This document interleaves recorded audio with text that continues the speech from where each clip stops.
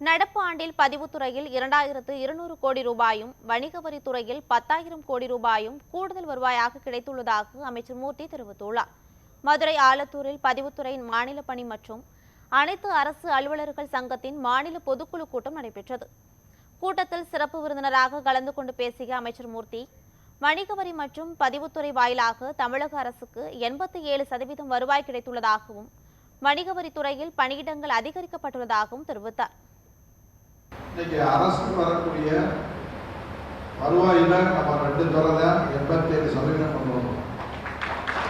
அதுல பதிவுத்துறை 73%, 74% நம்ம 13% கொண்டு வரோம். 2 சேர்த்து 87%.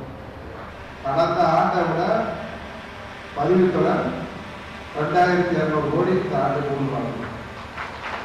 அது மாதிரி வணிக வரித்துறையில 10,000 கோடிக்கு மேல இந்த ஆண்டு கடந்த ஆண்டை விட வருவாய்